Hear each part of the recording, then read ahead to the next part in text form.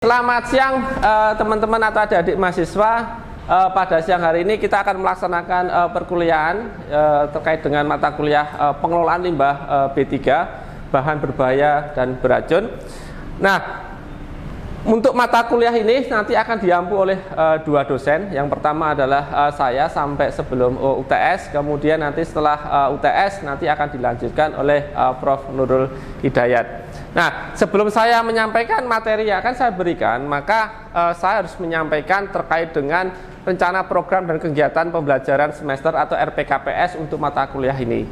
Nah, yang dimana mata kuliah ini itu nanti akan menjadi capaian atau yang dibebankan pada mata kuliah ini itu adalah CPL 3, di mana menunjukkan kemampuan pengambilan keputusan didasari pada pemikiran secara kritis untuk mengakses dan menafsirkan informasi, menanggapi dan beradaptasi dengan situasi yang berubah, membuat keputusan kompleks dan memecahkan masalah dan mengevaluasi tindakan. Jadi nanti harapannya adalah mahasiswa setelah mengikuti mata kuliah ini itu mampu untuk mengevaluasi sesuai dengan apa yang sudah dibebankan pada departemen untuk mata kuliah ini. Nah, untuk capaian pembelajaran mata kuliah ini nanti ada 6 yang sudah ditugaskan oleh departemen. Yang pertama adalah CPMK 1, nanti mahasiswa diharapkan mampu untuk menjelaskan terkait dengan teknis pengelolaan limbah B3 berdasarkan pada peraturan perundangan yang berlaku.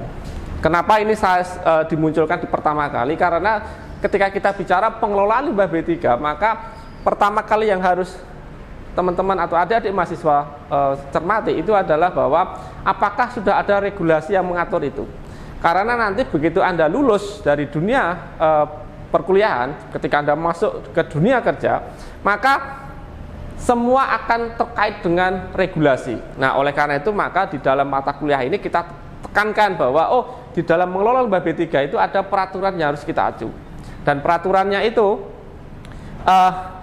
kebanyakan mahasiswa itu menggunakan peraturan yang sudah tidak berlaku. Nah, di dalam mata kuliah ini juga kita akan memberikan mata kuliah atau peraturan yang dalam hal ini adalah yang terbaru, ya kan? Dan nanti mungkin pasti dalam jangka waktu 5 atau 3 tahun ke depan misalnya, itu peraturan pasti akan berubah. Nah, kami juga pasti akan memperbaiki terkait dengan peraturan yang berlaku. Kemudian juga yang dibebankan pada mata kuliah ini itu adalah mahasiswa mampu mengidentifikasi pengelolaan limbah B3 berdasarkan pada peraturan perundangan yang berlaku. Jadi kita sebagai orang kimia itu jangan berpikir bahwa ketika melakukan pengelolaan pengelolaan limbah B3 itu pola pikirnya jangan bahwa semua harus dikelola secara kimia. No. Bahwa ada regulasi yang mengaturnya. Nah, kita nanti harus mengacu pada itu.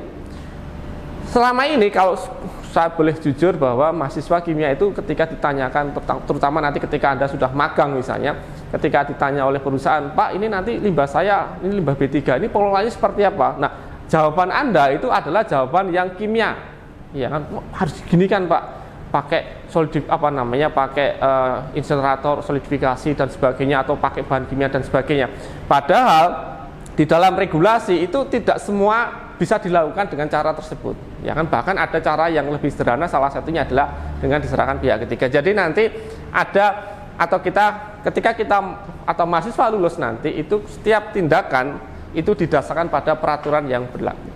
Kemudian nanti di dalam CPMK 3 itu juga nanti mahasiswa mampu menjelaskan pengelolaan limbah B3 secara kimia. Jelas ini adalah bagian dari kita. Nanti akan disampaikan oleh Prof. Nurul ini. Kemudian untuk yang CPMK 4 itu mahasiswa mampu menjelaskan pengelolaan limbah B3 secara biologi, dan itu nanti juga dengan Prof. Nurul.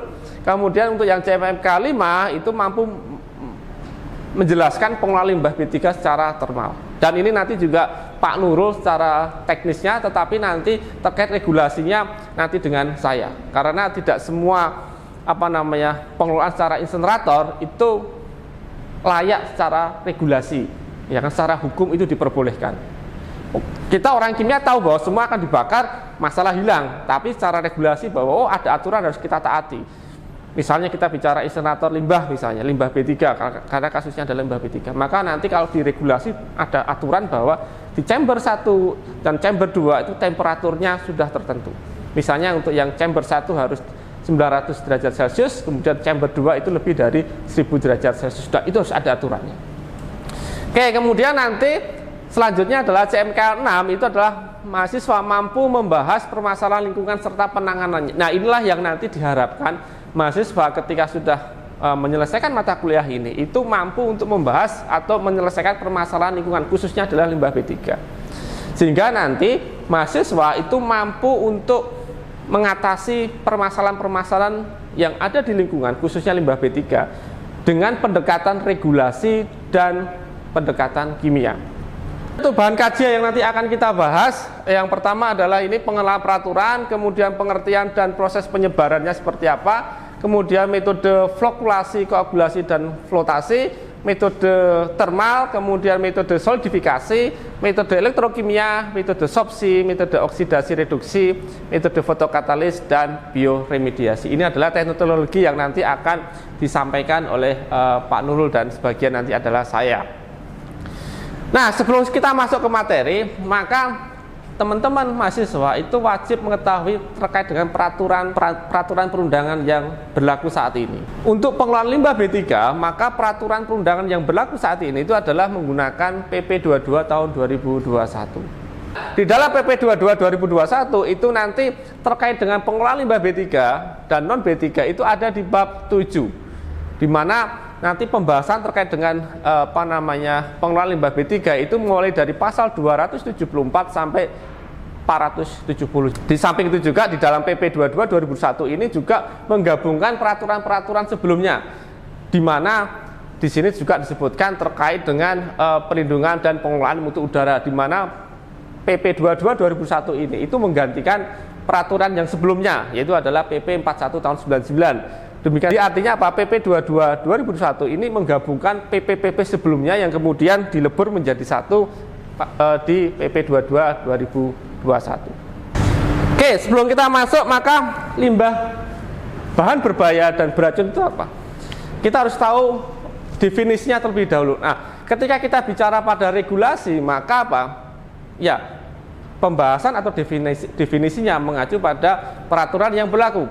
Ketika kita melihat pada pasal 1, bahan berbahaya dan beracun atau kita singkat sebagai B3 itu adalah zat, energi, dan atau komponen lain yang sifat konsentrasi dan atau jumlahnya baik secara langsung maupun tidak langsung dapat mencemarkan dan atau merusak lingkungan hidup dan atau membahayakan lingkungan hidup, kesehatan, serta kelangsungan hidup manusia dan makhluk hidup lainnya. Nah, pertanyaan saya adalah, kita belum bicara masalah limbahnya, B3-nya. Kalau misalnya air, itu B3 atau tidak? Air minum, air, H2O, air, itu limbah B3, itu B3 atau bukan? Itu bahan berbahaya dan beracun atau tidak? Tidak. Tapi Anda juga harus melihat di sini jumlahnya, bahwa air itu dapat dikategorikan sebagai B3 apabila apa? Nanti jumlahnya itu sangat banyak sekali. Ya kan? Jadi artinya apa? Bahwa senyawa yang mungkin kita anggap selama ini adalah bukan senyawa yang berbahaya, tetapi karena jumlahnya bisa nanti dikategorikan sebagai limbah atau sebagai bahan berbahaya dan beracun. Oke, nah limbah B3 itu adalah sisa suatu usaha dan atau kegiatan yang mengandung B3. Ya kan? Jadi artinya apa? Bahwa limbah B3 itu adalah sisa dari suatu rencana usaha, dari suatu usaha atau kegiatan yang mengandung B3. Nah, untuk mengidentifikasi limbah B3 itu dapat diidentifikasikan berdasarkan pada 3. Yang pertama adalah sumbernya, yang kedua adalah uji karakteristiknya, kemudian yang ketiga adalah berdasarkan pada uji toksikologinya, yaitu adalah LD50 dan sifat kronisnya. Nah, mengapa kita perlu mengidentifikasi limbah B3? Jadi identifikasi limbah B3 itu sangat diperlukan, ya kan, terutama nanti Anda ketika masuk di dunia kerja. Yang pertama adalah satu, ketika kita bisa mengidentifikasi limbah B3, maka apa? Kita mampu mengklasifikasikan dan atau menggolongkan limbah B3 tersebut, menggolongkan limbah tersebut menjadi limbah B3 atau limbah non B3. Di dalam industri, limbah B3 itu operasional cost-nya itu sangat besar sekali. Contoh yang paling gampang adalah dulu, ya kan, ketika kita bicara PLTU misalnya, faba, ya kan, ketika masih kategori sebagai limbah B3, itu operasionalnya itu hampir 1 M per tahun. Artinya apa? Biaya pengelolaan limbah B3 itu sangat mahal sekali. Oleh karena itu maka perusahaan itu berusaha untuk memastikan bahwa limbahnya itu bukan limbah B3. Karena kalau limbahnya non B3, biaya operasionalnya jauh lebih murah daripada kalau yang limbah B3. Kemudian ketika kita mampu mengidentifikasi limbah B3, maka kita juga bisa mengetahui sifat limbah tersebut, ya kan? Kemudian digunakan untuk menentukan metode terbaik di dalam penanganan, penyimpanan, pengumpulan, pengangkutan, pengolahan, pemanfaatan dan atau penimbunan.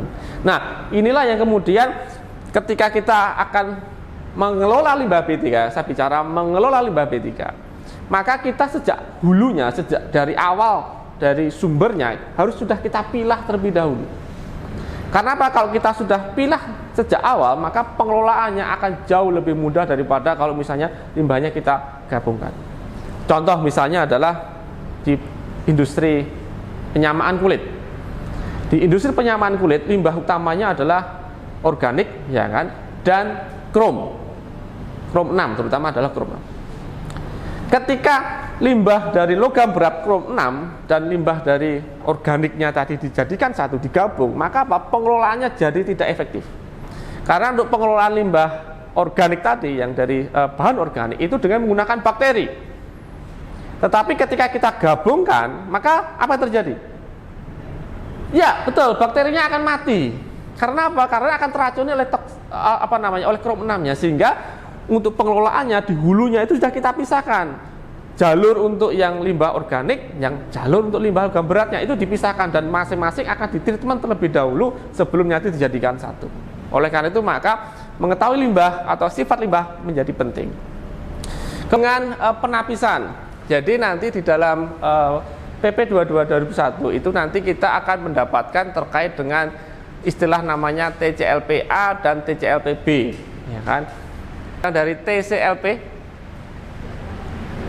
belum pernah dengar. Oke, jadi TCLP itu adalah Toxicity Characteristic Leaching Procedure.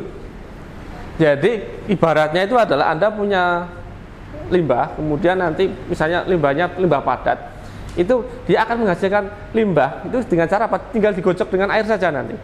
Nanti akan ada senyawa kimia yang akan keluar, leaching seperti itu. Nah, senyawa itulah yang kemudian nanti akan diidentifikasi.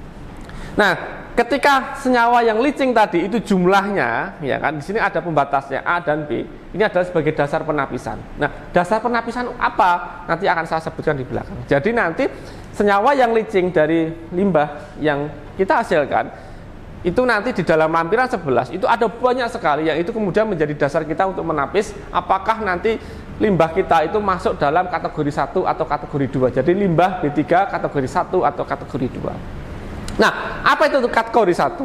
Kategori 1 itu adalah limbah B3 yang berdampak akut dan langsung terhadap manusia dan dapat dipastikan akan berdampak negatif terhadap lingkungan. Jadi kalau yang kategori 1, ketika limbahnya itu berada di lingkungan, maka dampak masyarakat atau misalnya adalah ada masyarakat atau ekosistem, maka dampaknya langsung kelihatan. Ya, kalau misalnya manusia ya langsung keracunan dan sebagainya kan gitu. Tetapi kalau yang kategori 2 itu adalah limbah B3 yang mengandung sifat efek tunda atau memiliki efek tunda dan tidak berdampak secara langsung terhadap manusia dan lingkungan hidup serta memiliki toksisitas subkronis dan kronis. Jadi dampaknya itu tidak langsung terasa. Jadi mungkin jangka panjang. Contoh yang terjadi adalah misal merkuri, ya kan, untuk tambang-tambang ilegal merkuri, ya kan, biasanya kan masyarakat menggunakan untuk tambang emas kan pakai merkuri. Nah, berapa kali saya coba pernah ngobrol dengan teman-teman atau masyarakat yang tambang ilegal, itu mereka mengatakan bahwa ketika dia menggunakan merkuri untuk nambang emas, mereka tidak merasa ada masalah dalam tubuhnya, fine saja. Pak, saya masih Pak masih sehat Pak, bahkan sudah saya menggunakan menggunakan merkuri sudah sekian tahun tidak masalah. Tapi dampaknya bukan saat itu, dampaknya nanti adalah setelah 5 tahun, 10 tahun yang akan datang. Jadi dampaknya akan terasa dalam jangka waktu yang setelahnya seperti itu. Nah, kemudian untuk penetapan limbah B3 ini didasarkan pada peraturan, maka kalau kita cek pada lampiran 9, maka sudah ditetapkan bahwa pemerintah itu menetapkan yang dikategorikan sebagai limbah B3 itu adalah yang termuat atau tercantum di dalam lampiran 9. Nah, dasar pemerintah untuk menentukan limbah B3 itu apa? Satunya adalah ini, karakteristik limbah B3, yaitu adalah mudah meledak, menyala, reaktif, infeksius, korosif, dan beracun. Nah, jadi artinya apa? Pemerintah sudah melakukan kajian ini, kemudian melakukan uji karakteristik, ya kan? Kemudian ketika dia pemerintah sudah melakukan uji karakteristik, maka ketika dia memenuhi limbah dikategorikan sebagai limbah B3, maka dia akan masuk di dalam limbah atau list limbah B3 yang itu sudah tercantum di dalam lampiran 9. Tetapi kalau hasilnya itu tidak memenuhi karakteristik limbah B3, maka nanti dikategorikan sebagai limbah non B3.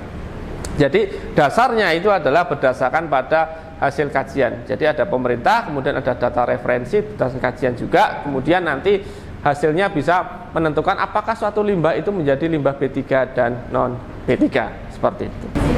Oh iya, monggo silakan.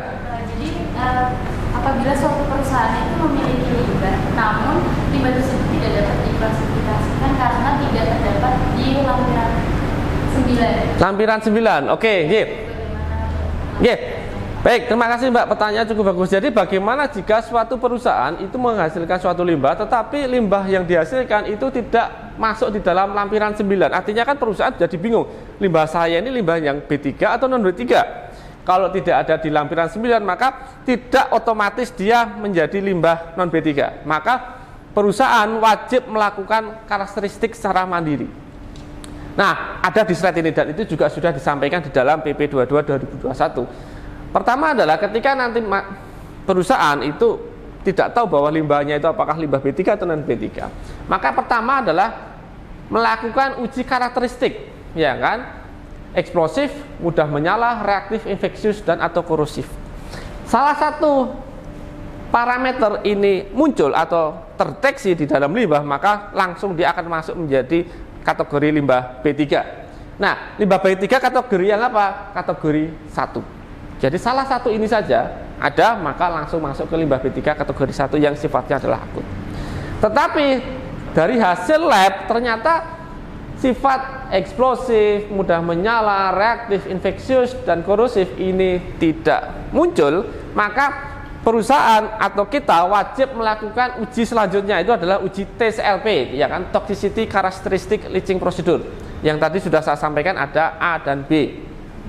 Ketika hasil TCLP-nya itu melebihi dari TCLP A, maka dia akan masuk kategori 1.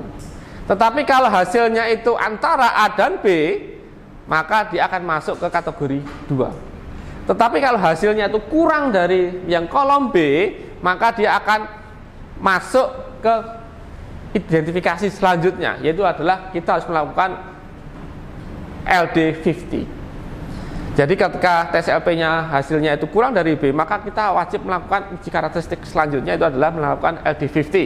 Nah, di dalam LD50 ini nanti kita akan cek hasilnya seperti apa. Apabila nanti hasilnya itu kurang dari 50 mg per kilogram berat badan hewan uji, maka nanti hasilnya atau limbah tersebut kita kategorikan sebagai limbah B3 kategori 1. Tetapi ketika nanti hasil LD50-nya itu antara 50 sampai 5000 mg per kilogram berat badan hewan uji, maka dia masuk dalam kategori limbah B3 kategori 2. Apabila hasilnya itu sangat besar sekali LD50-nya, artinya LD50-nya itu kalau misalnya dia konsentrasinya besar, dia baru mengakibatkan kematian atau ya 50% hewan uji itu akan mati, maka kita akan melakukan uji selanjutnya, itu adalah apakah beracun subkronis. Ketika nanti hasilnya iya, maka dia akan masuk dalam kategori 2. Jika tidak, maka kategori sebagai limbah non B3. Dan dari hasil inilah kemudian perusahaan itu baru nanti akan menyampaikan ke pemerintah bahwa kami sudah melakukan kajian, hasilnya adalah dari semua tahapan sudah kita lakukan dan hasilnya dikategorikan sebagai limbah non B3. Begitu Mbak, kurang lebih. Oke, selanjutnya adalah kita akan coba buka satu persatu terkait dengan lampiran 9. Jadi di tabel B1, lampiran 9 tabel 1 itu nanti ada beberapa kode, ya kan, kodenya adalah misalnya A1001 dan sebagainya. Nah, maknanya apa? Maknanya adalah A, yang pertama A itu adalah merepresentasikan kategori 1. Jadi kalau A itu kategori 1, kalau B itu kategori 2. Kemudian untuk yang selanjutnya, 1 itu merepresentasikan adalah dia ada di tabel 1. Kemudian 01 itu adalah urutan limbahnya. Sedangkan yang terakhir A itu itu menunjukkan dia masuk dalam pelarut terhalogenasi. Jadi masing-masing kode ini ada makna. Jadi nanti Anda ketika sudah lulus tinggal Anda cek aja tabelnya itu apakah masuk dalam kategori ini atau tidak. Oke, selanjutnya kita akan identifikasi limbah B3. Sebelumnya masuk ke materi selanjutnya, mungkin ada yang ingin bertanya? Oh, oke, gimana Mbak? Tadi Bapak menyampaikan bahwa itu termasuk limbah non B3. Apakah sekarang masih non B3 atau B3?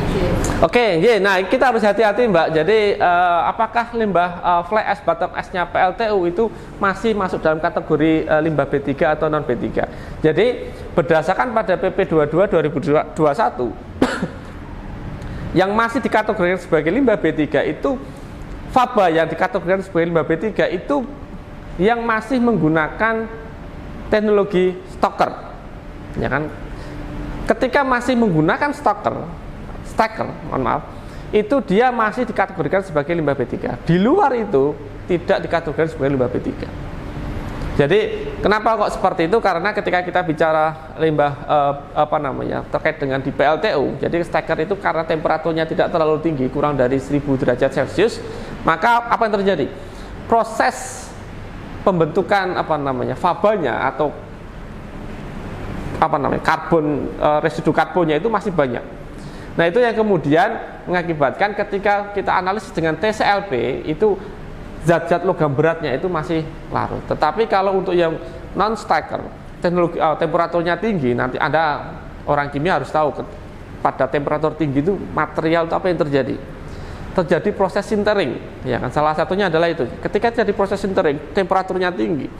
Walaupun di situ ada logam beratnya, tapi karena dia terikat kuat oleh si matriks dari si fabanya, walaupun nanti berada di lingkungan, kita leaching dengan air misalnya, maka logam beratnya dia tidak leaching.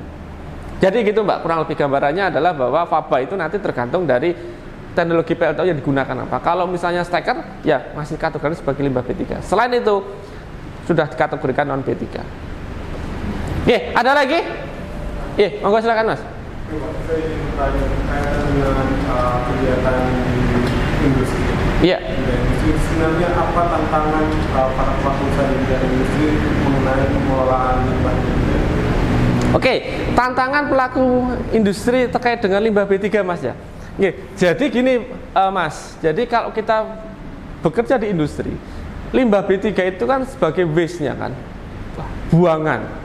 Nah, ketika kita berusaha untuk mengelola limbah B3, maka biasanya nanti akan yang namanya mengelola itu kan bisa diserahkan pihak ketiga atau dikelola sendiri atau diolah secara mandiri. Nah, ketika itu ada limbah cairnya, contoh misalnya adalah di lab aja paling gampang, lab kita atau di UGM misalnya, limbah labnya itu dikelola sendiri atau diserahkan pihak ketiga. Ada yang tahu? Itu diserahkan pada pihak ketiga. Kenapa? Karena UGM itu kita tidak memiliki IPAL, karena kita berada di tengah kota. Ya kan, kalau kita mengolah limbah B3 itu masyarakat sekitar itu pada komplain, gitu kan. Tetapi kalau industri dan dia punya teknologi untuk mengolah limbah B3, maka dia pasti akan mengolah. Cuma biasanya adalah apa? Akan dicek apakah biayanya itu masuk akal atau tidak. Ini yang juga pernah kita kaji di UGM. Apakah biaya mengolah limbah kita secara mandiri itu lebih menguntungkan daripada kalau diserahkan pihak ketiga. Hasil kajian mengatakan bahwa ternyata lebih murah untuk diserahkan pada pihak ketiga. Ya sudah, daripada kita ngolah sendiri biaya lebih mahal, serahkan aja pihak ketiga. Dan di industri kurang lebih seperti itu. Mereka pasti akan berpikir bahwa ketika akan atau limbah yang dihasilkan itu dikategorikan sebagai limbah B3, maka biasanya adalah dia akan diserahkan pada pihak ketiga. Karena diserahkan pihak ketiga itu adalah bagian dari pengelolaan limbah B3. Kalau dia tidak bisa mengolah sendiri, maka diserahkan pada pihak ketiga. Tetapi kalau bisa diolah sendiri, maka akan diolah sendiri. Cuma biasanya biaya pengelolaannya itu akan lebih besar. Oke, sampai sini ada pertanyaan lagi? Oke, monggo silakan Mbak. Saya Pak, masih terkait limbah industri, namun ini penanganan limbah gas. Bagaimana cara penanganan limbah gas yang berasal dari suatu pabrik? Oke, nah ini pengelolaan limbah gas dari suatu pabrik. Nah, ini sebenarnya gini, ini juga lucu juga kalau kita bicara pengelolaan limbah B3. Ketika tadi dari industri, kemudian yang selanjutnya adalah dari limbah gas. Nah, pengelolaan limbah gas, ya kan, dari suatu pabrik itu biasanya nanti dengan Pak Nurul lebih detailnya. Ini nanti akan dengan cara pengelolaannya, dengan cara salah satunya adalah diabsorb, wet scrubber atau dry scrubber, ya kan. Jadi kalau misalnya kita bicara dry scrubber itu artinya apa? Di situ di atasnya itu ada absorbennya. Jadi gas yang dihasilkan itu akan kontak dengan absorben, gitu Mbak, kurang lebih. Kemudian ketika jenuh, apa yang terjadi? Absorben yang sudah jenuh, apa yang terjadi? Ini masih dikategorikan sebagai limbah B3, absorbennya itu menjadi limbah B3. Jadi artinya apa? Limbah yang dihasilkan tadi, yang awalnya gas, itu hanya nanti akan nempel dari absorben. Kemudian dia berubah menjadi fasa padat. Nah, fasa padatnya ini, absorben yang sudah dikontak dengan limbahnya tadi, itu dikategorikan sebagai limbah B3 yang kemudian harus kita treatment lebih lanjut menjadi limbah B3. Ujung-ujung dari ultimate-nya dari pengelolaan limbah B3 itu adalah ditimbun. Di dalam pengelolaan limbah B3 ada bahwa akhir dari pengelolaan limbah B3 itu nanti salah satunya adalah ditimbun. Contoh nanti kalau dengan Pak Nurul juga dengan pengelolaan limbah cair misalnya, Anda menggunakan di flokulasi, kemudian diendapkan dan sebagainya. Nah, sludge yang dihasilkan dari ipalnya itu masih dikategorikan sebagai limbah B3. Nah, setelah sludge itu apa yang terjadi? Setelah Anda mendapatkan sludge, ya kan, awalnya limbahnya itu berada di cair, ya kan, kemudian karena diendapkan dia berada di sludge. Nah, sludge-nya itu harus kita ambil. Nah, sludge ini masih kategori sebagai limbah B3. Langkah selanjutnya apa? Ya, serahkan pada pihak ketiga. Oleh pihak ketiga diapakan? Sludge-nya udah nggak bisa diapa-apakan ini. Nanti di landfill, ya kan, ditimbun.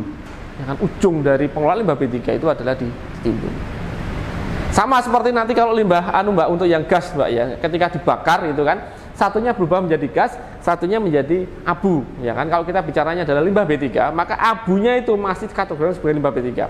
Ini abunya sudah tidak bisa diapa-apakan itu. Maka nanti langkah selanjutnya apa? Ya, nanti diserahkan pada pihak ketiga. Nanti akan disolidifikasi atau kemudian selanjutnya akan dibawa ke landfill. Jadi ujung-ujung dari pengelolaan limbah B3 itu adalah di landfill. Oke, ada pertanyaan sampai sini? Oke, saya kira mungkin mata kuliah kita atau kuliah kita cukup sekian ya. Mungkin nanti kita akan lanjutkan minggu depan. Materi selanjutnya adalah terkait dengan pengelolaan limbah B3 yang berdasarkan pada Permen LHK 5 tahun 2021. Saya mohon mahasiswa itu juga mendownload PP 22 2001, kemudian Permen LHK 6 tahun 2021 terkait dengan tata cara atau teknis pengelolaan limbah B3. Dan selain itu adalah mahasiswa juga diminta untuk bergabung di grup ELOK. Di ELOK. Nah, ELOK. Di dalam ELOK ini nanti mahasiswa diharapkan untuk gabung di ELOK, kemudian seluruh tugas yang nanti akan saya sampaikan selama perkuliahan itu nanti akan saya sampaikan melalui ELOK. Penilaian juga akan saya berikan melalui ELOK.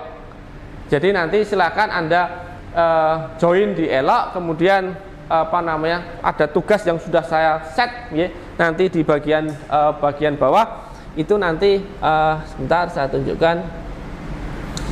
Semua sudah tersedia, tinggal nanti mahasiswa itu tinggal ini ada beberapa tugas ya kan, yang nanti juga materi-materi juga sebagian sudah saya tuliskan di dalam ELOK. Nanti tinggal Anda buka tugas-tugasnya apa. Nah, slide yang saya berikan itu sifatnya adalah tidak gratis, ya kan? Artinya apa? Kalau Anda ingin mengunduh slide saya, maka Anda wajib untuk mengerjakan tugas yang saya berikan. Jadi Anda mengerjakan tugas, Anda submit, maka Anda dapat mengunduh slide mata kuliah saya kan gitu. Tapi kalau Anda tidak mengunduh tidak mengerjakan tugas, maka Anda tidak bisa mengunduh mata kuliah saya. Dan Anda juga tidak akan mendapatkan nilai, ya kan? Anda tinggal pilih yang mana. Oke, saya kira mungkin cukup sekian, Terima kasih. Kita jumpa minggu depan. Assalamualaikum warahmatullahi wabarakatuh.